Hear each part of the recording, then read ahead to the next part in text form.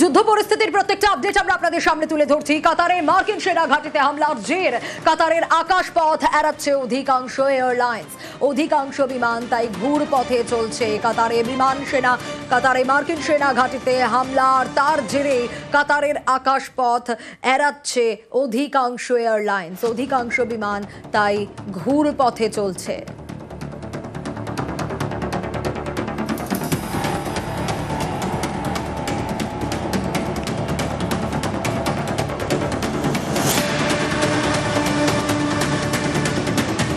অর্থনৈতিক বিশেষজ্ঞ অনির্বাণ দত্ত তিনি ইতিমধ্যেই আমাদের সঙ্গে রয়েছেন। আপনাকে স্বাগত জানাবো নিউজ 18 বাংলা এবং আপনার কাছ থেকে জানতে চাইবো যে এই যে যুদ্ধ পরিস্থিতি এইরকম ভাবে তৈরি হয়েছে, সিজ ফায়ারের কথা ট্রাম্প বলছেন, অন্যদিকে ইরান কিন্তু এখনো অফিসিয়ালি সেভাবে কিছু বলছে না। কোন দিকে যাচ্ছে পরিস্থিতি এবং এর ফলে তো অন্যান্য দেশ তাদেরকেও অর্থনৈতিকভাবে সম্মুখীন হতে হবে কোনো না কোনো দিক থেকে। দেখুন, সবার আগে বলবো যে যদি সত্যি সত্যি সিজফায়ার হয় এর থেকে ভালো হয়তো আর কিছুই হয় না, এবং আমরা সবাই হয়তো ভগবানের কাছে প্রার্থনা করছিলাম যে যুদ্ধ যাতে শেষ হয়। এবং এই আজকে যে সিজফায়ারের কথাটা উনি ঘোষণা করেছেন, দেখুন উনি এমন একজন মানুষ, কখনো রুষ্ট কখনো তুষ্ট। উনি চাইলে উনি যুদ্ধ বন্ধ করবেন। আজকে যেরকম পরিস্থিতি তৈরি হয়েছিল, যে পরিস্থিতিটা খুব আমাদের কাছে ভয়াবহ হতে চলেছিল, কারণ তৃতীয় বিশ্বযুদ্ধের একটা আমরা অবকাশ দেখতে পাচ্ছিলাম। সেই জায়গা থেকে দাঁড়িয়ে যদি সিজফায়ারের কথা উনি বলে থাকেন, আমার মনে হয় ইরানকেও একটুখানি সমঝোতার পথে আসতে হবে। কারণ দেখুন, যুদ্ধ কখনোই ভারতবর্ষের মানুষ বা বিশ্বের মানুষের কাছে একটা ভালো কিছু নয়, এটা সবসময় খারাপ করে। যুদ্ধ যারা লড়ে তাদের যেরকম কিন্তু অনির্বাণদা, এই যে কাতারের বিমান সেনা ঘাঁটিতে হামলা, এর জেরে যে কাতারের আকাশপথ অধিকাংশ এয়ারলাইন্স এড়াচ্ছে, অধিকাংশ বিমান ঘুর পথে চলছে, কোথাও গিয়ে ট্যুরিজমও তো ধাক্কা খাবে। দেখুন, একটা কথা, এখনো অব্দি যা পরিস্থিতি আপনারা নজর রাখছেন, তাতে ইরান কিন্তু এখনো অব্দি সমঝোতার পথে আসেনি বা সিজফায়ারের সম্মতি জানায়নি। এখন এটা সময়ের ব্যাপার। নিশ্চয়ই ডিপ্লোমেসি চলছে, ডায়ালগ চলছে, নেগোসিয়েশন চলছে, যেটা হয়তো খবর আমার কাছে আপনার কাছে নেই। কিন্তু আমরা চাইবো এরকম যদি একটা অভিমুখ চেঞ্জ হয়ে যায়, যে যুদ্ধের থেকে মানুষ শান্তির কথা বলছে, ট্রাম্প সেই শান্তির কথা বলছেন এবং তাতে ইসরায়েল এবং ইরান সহমত হচ্ছে, তাহলে এর থেকে ভালো আর কিছু হতে পারে না। এটা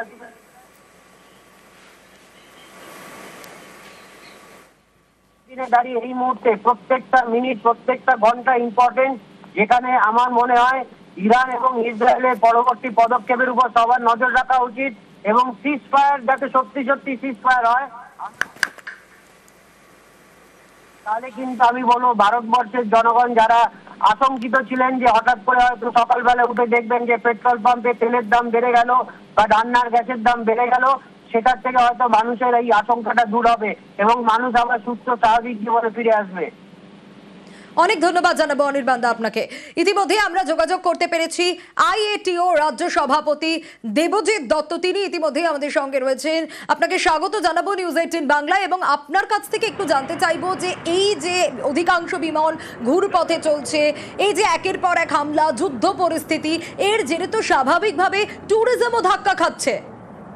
হ্যাঁ, দুর্ভাগ্যজনকভাবে অনিশ্চয়তা আর পর্যটন একদমই বিপরীতার্থক শব্দ। বিশেষ করে যে সময়ে এই অনিশ্চয়তার পরিস্থিতিগুলো তৈরি হচ্ছে পরপর, সেটা হচ্ছে যে এই জুলাই, জুন, এই সময়টা যেটা হয় সেটা হচ্ছে বিভিন্ন বিদেশি কোম্পানিগুলো, বিদেশি যে পর্যটন সংস্থাগুলো আছে যা বিদেশে ট্যুর করায়, তারা এই সময় তাদের প্রোডাক্ট ডিজাইন করে। প্লাস যে সময় সামনে যে মরশুম আসছে, বিদেশি পর্যটকের মরশুম, যেটা সেপ্টেম্বর থেকে মার্চ মাস অব্দি, সেই সময় যারা যাবে তাদের মেনলি বুকিং গুলো কিন্তু এই সময় হয়। কাজে যদি আমি আন্তর্জাতিক পর্যটনের পরিপ্রেক্ষিতে বলি, তাহলে খুবই বাজে সময়ে, খুবই ক্রুশিয়াল টাইমে এই অনিশ্চয়তাটা তৈরি হয়েছে, যেটা ইম্প্যাক্ট করবে শুধু ভারতবর্ষ নয়, সাউথ এশিয়া, দক্ষিণ এশিয়া এবং এশিয়া প্যাসিফিক রিজিয়নের পর্যটনকে কিন্তু ইম্প্যাক্ট করবে এবং মধ্যপ্রাচ্য তো বটেই। কাজেই এটা ওভারঅল আরেকটা জিনিস আমি দৃষ্টিপাত করার চেষ্টা করব, সেটা হচ্ছে যে কোভিডের পরে, কোভিড পরবর্তী পর্যায়ে এই 2025 আর 26-এর সময়টা কিন্তু সবচেয়ে গুরুত্বপূর্ণ। তার কারণ এই সময় আমরা দেখতে পাচ্ছি যে ব্যবসাটা যে আন্তর্জাতিক বিশ্ববাজারে যে আন্তর্জাতিক পর্যটন ব্যবসা হয় সেটা কিন্তু আগের জায়গায় ফিরে গিয়ে ক্রস করার একটা জায়গায় চলে এসেছিল। ঠিক আছে, এবার আমরা যেমন দেখতে পাচ্ছি এবার প্রচুর নতুন বিদেশি কোম্পানি তারা সাইন আপ করছে, তারা এই অঞ্চলে বিভিন্ন রকমের প্রোডাক্ট বানানোর জন্য আমাদের সাথে কথাবার্তা চলছে, যোগাযোগ করছে। এই পরিস্থিতি যদি কন্টিনিউ করে তাহলে কিন্তু সেই জায়গাটা যেটা আমরা অ্যাচিভ করেছি প্রায় 5 বছর অপেক্ষা করার পরে, কোভিড এর পরে, সেটা কিন্তু একেবারে ধ্বংস হয়ে যাবে। দেবজিৎ দা, একটা বিষয় জানতে চাইবো, এই যে 5 বছর ধরে যেটা অ্যাচিভ করা, এই সময়টা খুব গুরুত্বপূর্ণ ছিল আপনি যেমনটা বলছিলেন। এক্ষেত্রে এর আগেও আমরা দেখেছি যে ক্ষয়ক্ষতি, এবারও এই ক্ষতি, এই ক্ষতির পরিমাণটা অ্যাপ্রক্স তাও কত হতে পারে, এর কোনো ধারণা রয়েছে?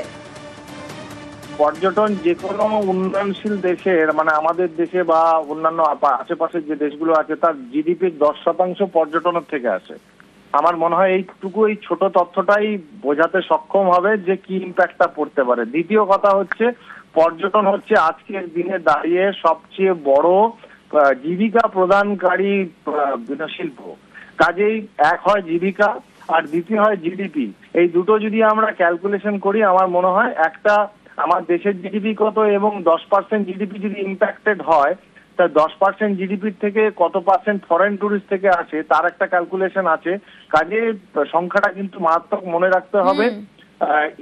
ইনবাউন্ড ট্রাফিক যেটাকে বলে, বিদেশি পর্যটন, সেটা কিন্তু রেভিনিউ আর্নিং এর অন্যতম প্রধান। কিছু কিছু দেশ আছে তাদের পুরো ইকোনমি দাঁড়িয়ে থাকে পর্যটনের উপরে, বিদেশি পর্যটকের উপরে তাদের পুরোপুরি ইকোনমি দাঁড়িয়ে থাকে। যেমন আমি বলবো আমাদের আশেপাশে দেশ আছে ভুটান, ঠিক আছে, আমাদের থাইল্যান্ড, এদের পর্যটনের কিন্তু জিডিপিটা অনেক বেশি পর্যটন থেকে আসে।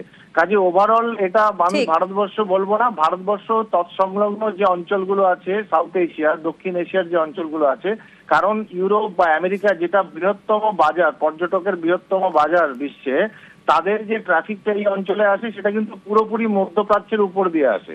কাজে সেখানে কোনো রকমের অনিশ্চয়তা ডেফিনেটলি সেই বাজারকে ইম্প্যাক্ট করবে। কাজে লোকে চেষ্টা করবে যে দূরে না গিয়ে আমি আশেপাশে ঘুরতে যাব বা আশেপাশের জায়গাগুলোকে সিলেক্ট করব।